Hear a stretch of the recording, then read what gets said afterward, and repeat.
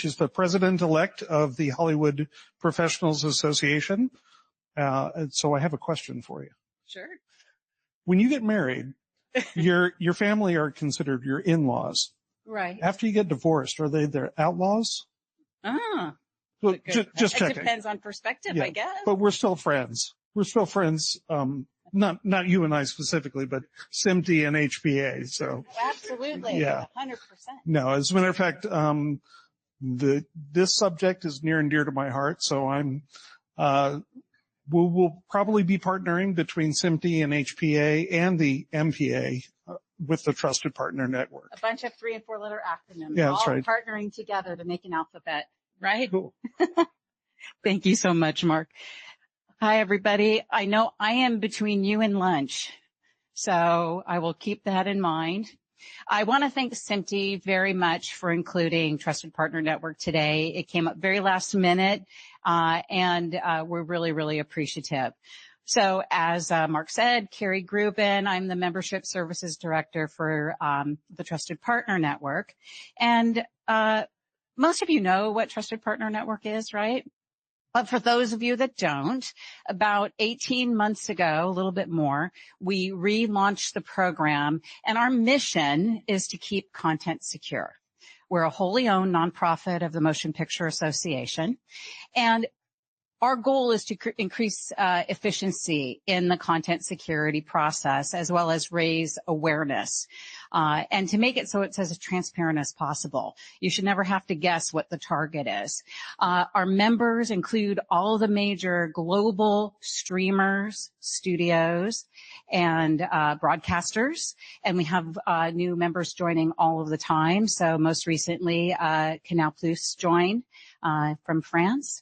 And we work really, really closely with those content owners to update the best practices for content security. You all know it's a moving target. And I know that many of you in this room, many who I talk to all the time, or maybe I've talked to in the past, it's a lot of work to actually meet the best practices for content security. And we're here to provide regular workshops, provide support, as well as to continually improve the program. We have a saying, it's progress over perfection. If you were going to be perfect, we'd never get there. So we're constantly iterating on the program, looking at where improvements need to be made, and then making sure that all of you get that information. And I know that many of you, if you get the call from a content owner saying, hey, have you gone through TPN? Are you paying attention to the best practices? Some of you are the ones who are going to be left asking the question, well, what do I do? So as part of this, we know that partnership in this area is really, really critical. If you're only listening to one portion or making assumptions, you're not going to get the whole story. It's really, really important to hear the feedback of all of the members of the community. We manage those MPA best practices and work very closely with the content owners to update them every year. We have the portal and the questionnaires for the self-assessment and third-party assessment that allow for service providers to be able to go through the process and understand where they are in comparison to those best practices. We make sure that we have a good accredited assessor community to support those efforts and to provide that information in a centralized location. That's really key, centralized location, so that everybody has access and they don't have to go guess and find it. And then we do meetings with our membership, as well as, continue to interact with the community to make sure that we're constantly improving. And we spent a lot of time in the last year to say, okay, we've built this. We are in the movies, but it's not a case of if you build it, they will come. You have to listen to people. You have to hear where the challenges are. So we listened and we learned. And these are some of the insights. These come from data directly out of the platform and our conversations with our members. And centralized data is really powerful. That allows you to make unbiased observations about what is actually going on in the community and where we as an organization need to provide support, clarity, and help. So 89% of our members globally, and many of you in this room, work on pre-release content. That's pretty impressive. I mean, again, it's in our nature. We're in the production, post-delivery, broadcast realm. And when our companies, our members go through, they can go through a self-assessment as well as a third-party assessment. 96% of the results of those assessments actually show multiple remediation items that are required to meet the best practices. And again, this is all about keeping that content secure. And on average, as we go through the process and people put in remediation plans, only 32% of those items are remediated. So we're like, well, why? What can we do to help our community be more effective in remediations? And because we have this data, it allows us to look at it in, again, a very strategic, clarified manner to be able to provide some support. So you've probably heard there's a lot of challenges in the content security game, and it really there's a lot of attacks. We're all waiting for the next attack. We're all preparing, and that preparedness is really, really key. And as we looked at recent industry use cases, so the areas for root cause analysis, as we actually look at that, if you read it, you can see a lot of it matches directly to the areas where we're saying that there's challenges with remediation. So you have things like missing multi-factor authentication. That leaves, again, all of these areas leave you vulnerable to potential attack.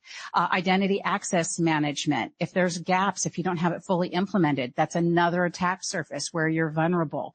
Firewalls are there to protect bad actors getting in. If you don't have those settings correct and you're not keeping them up to date, that's a challenge. Proactive testing, things like pen testing and others, really, really important to be able to stress test your system. Inconsistent security focus. People are really focused on physical security, cameras, access control, and things like that. But if you're not paying attention to your applications, you're leaving yourself vulnerable in somewhere else. So it's finding a balance. And then things like neglected external apps. That's really somewhere that content owners are very, very focused because that seems to be how a lot of vulnerabilities are being exploited these days. And then, internal and SaaS applications. If you have developed an amazing application that helps you be more efficient for your clients, but you are not, you don't understand where the vulnerabilities are and where you stand against the best practices, that's a vulnerability for you. So, and again, those are the areas, and we're like, okay, well, we see all of this. How can we help people? And that's where we put it into action. So equitable access to resources is really, really critical. 78% of TPN's global members actually make less than $5 million US annual gross revenue. 78%. That means maybe you don't have an internal IT team. Maybe you don't have the money to go and spend on certain controls, and you have to find a mitigating control to be able to help you. So how can we provide that access? Well, one way is to make sure as we update the best practices, we make it so that everybody can understand it as much as possible in their native or near native language. So last year and year and a half for 5.1 and 5.2, SET Expo actually translated the MPA best practices for content security into Brazilian Portuguese. And when we come out with 5.3 in December, we're actually localizing. We're taking a page from our industry and creating localized versions just to make it more accessible for people to, on their staffs, to understand. You don't have to just speak English to be able to do that. That was an accessibility issue.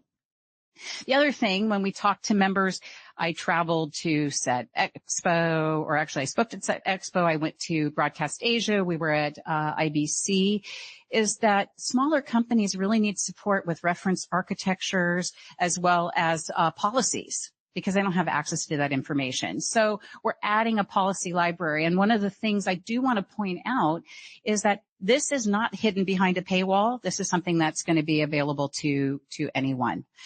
Just like the best practices are available to anyone, and setting up a profile in TPN is free for anyone if you're not looking to be visible in the registry.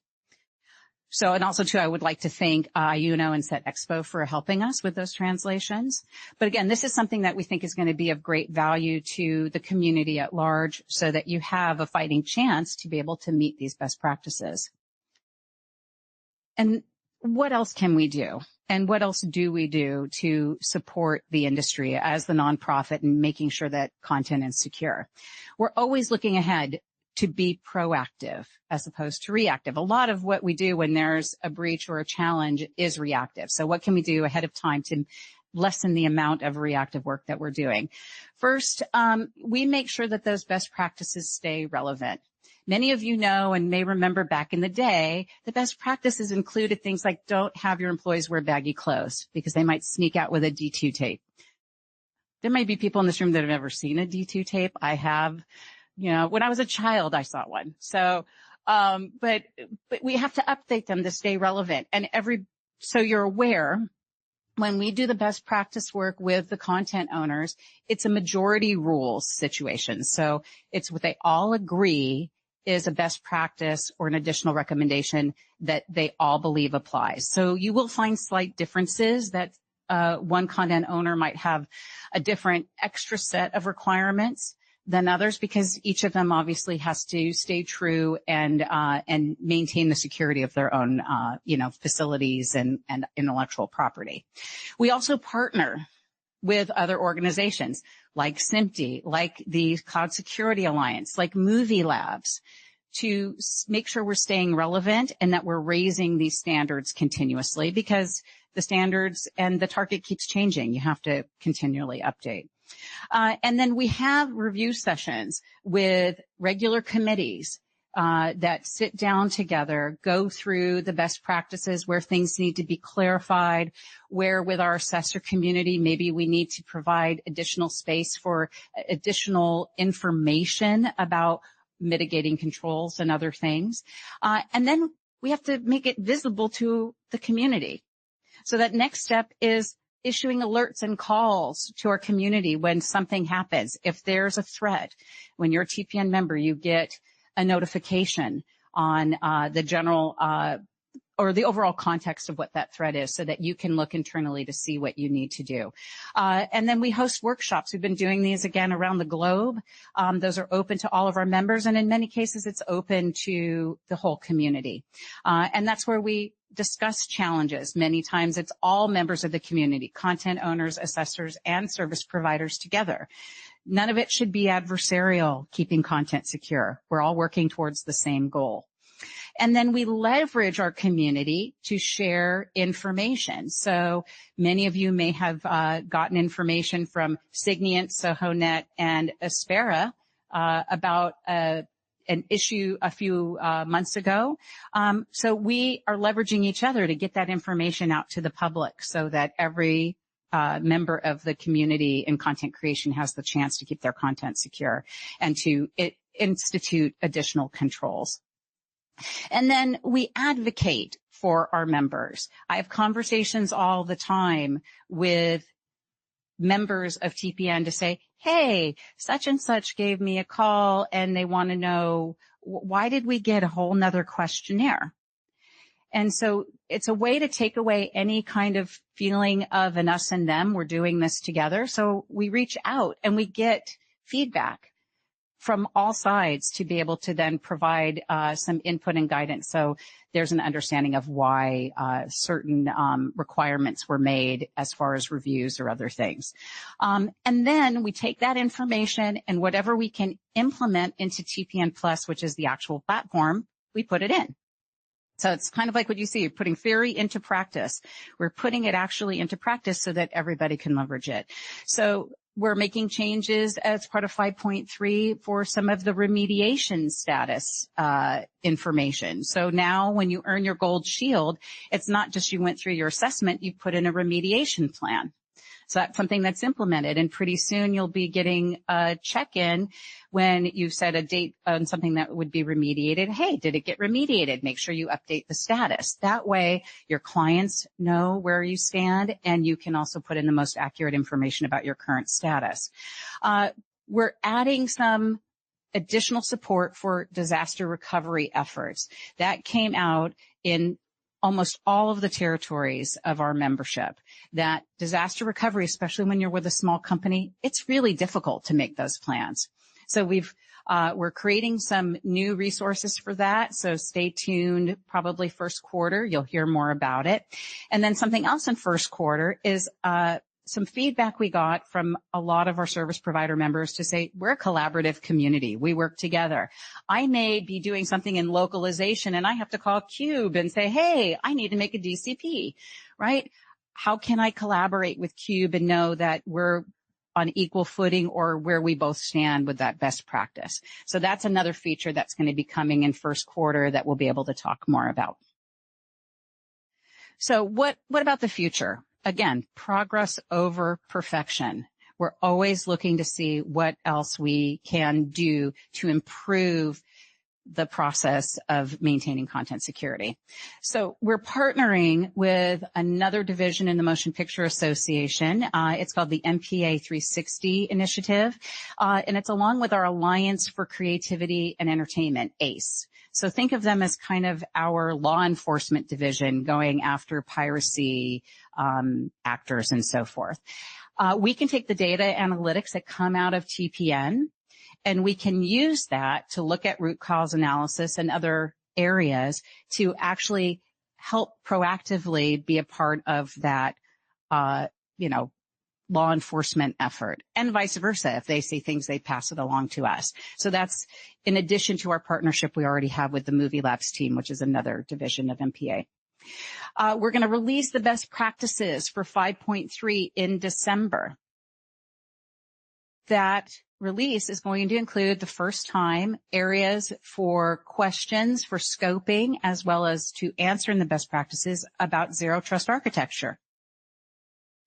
Zero trust architecture, when the plans from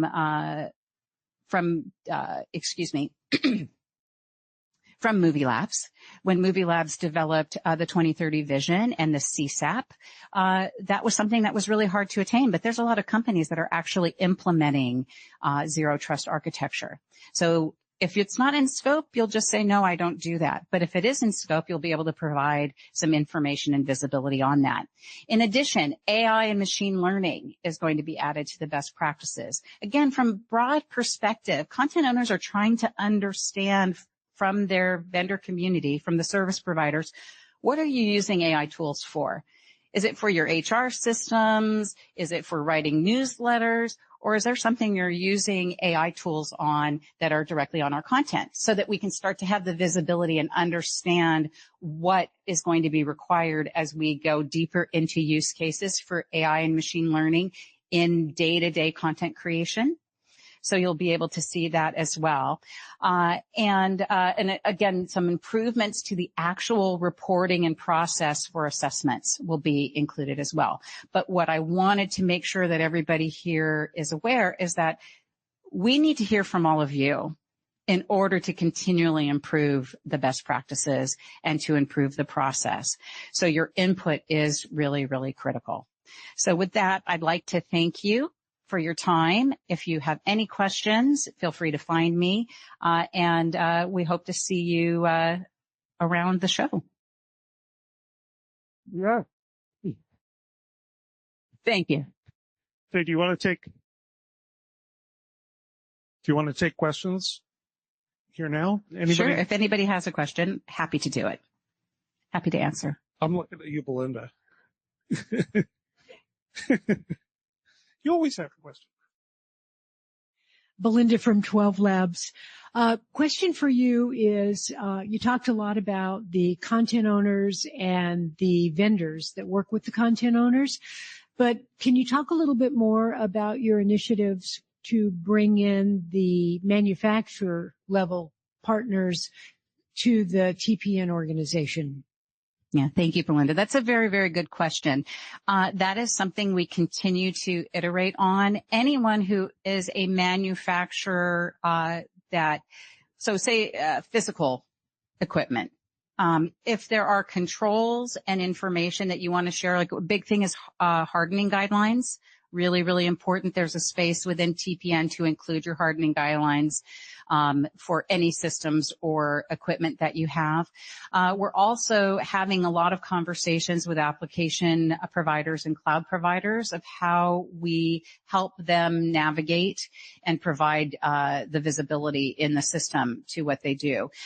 One of the biggest obstacles is just being in the system. And if you are providing an application that's being used within media and entertainment, odds are you're probably already in there, because we allow our members to add in any applications from third parties that they license. And you might be in there multiple times in different spellings or different, names, or however you might be known to your consumers. So I encourage you to go in and take a look and see, and then we can work with you to talk about doing self-assessments. And many of the equipment manufacturers as well as application providers, that's where they start, just by putting in a self-assessment. And depending on if you're a tool set, if you're a hard disk manufacturer or others, there's different ways to leverage the system. Cool. Anyone else? Oh, of course.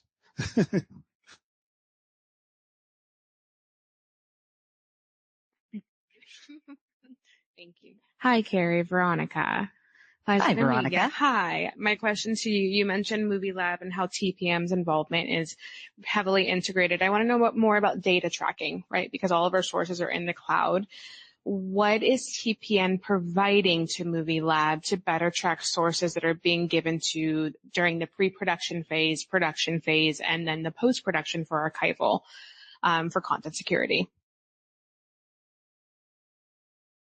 And I'm going back and cause I know it's still in the research, right? And let me be very frank. I'm newer to content security. I'm more hubbed in post-production, but I love learning about cloud services. So let's go back 2 steps. If we were doing research and development with Movie Lab, what would we do for data tracking for sources in the cloud to ensure we know who it's going to?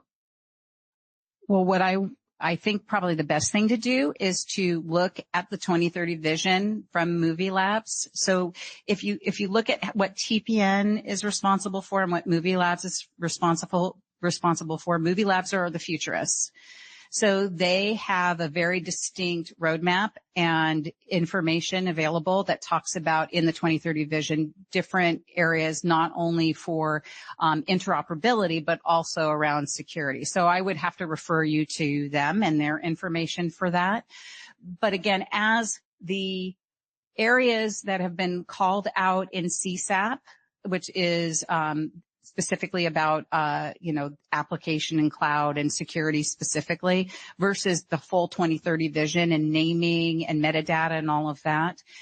As areas in the Movie Labs vision come to a point where they're close to implementation or have started to be implemented, then we look at how does a best practice revolve around keeping that information and that process secure. So we'll take information that was developed from what Movie Labs has recommended and then see how it's actually getting implemented in the field. So it really, in some ways, it flows on a future looking perspective from Movie Labs to us, if that makes sense. Can I, please. So this is actually my expertise. I do cybersecurity for Marvel Studios. So, I'm, I guess, a customer. Mm-hmm. Of TPN. But you have to realize what the role of TPN is not necessarily to be a consultant to tell you how to do it, but to be kind of the reference and to take the measurements. But at the same time, also provide resources for getting to where the best practices are. So when we're talking about a business continuity plan or a library of policies and that sort of thing, we're not necessarily saying this is the right way to do it, but here are what the best practices are as agreed to by the industry, and the TPN is providing that as a resource. They're not necessarily there to be a consultant to you, but to be the central reference. Is that a reasonable way of putting it? Yeah, no, that was perfect. Yeah. Yeah, exactly. So we are there to provide a space for collaboration and centralization for the information to be able to then push out to the rest of the industry so that everybody has a clear roadmap. And we bring people and bring groups to consensus on what is realistic to implement and what may be really forward-looking. So in the example of Zero Trust, which is the newest addition to the best practices, you have a lot of groups actually working in Zero Trust environments now. So there is a practical application and need to start to talk about it. But there are other areas. I mean, if you look at individual content owners, each of them may look at what's designed by, say, Movie Labs as a recommendation, and then they're going to have their own individual implementation. And they're the experts in providing guidance, feedback on what they see as the vision. And then you, as a content owner or as a facility, need to decide what you can do based on resources, based on the scope of your business and what you're trying to accomplish. And I want to put a plug in for TPN because we rely on them, and I think they're an excellent resource. And I was instrumental in helping to write the original program before the TPN from, so I see the value in it, and I want to make sure that we thank Kari for coming and speaking. It's an honor to have you here. Oh, well, thank you. Yeah. And again, I'll put out there for us, the information is there regardless of whether you're a member or not. And so those MPA best practices, no one should have to guess where the studios and content owners are thinking of what the target is. It's right there and very visible, as well as some of the other tools. And so truly, just like SMPTE or HPA, we're here to support the industry. And whether that's you being a member, which of course we love, but you don't necessarily have to be a member to be able to access the information. Cool. Thank you. Thank you, Kari.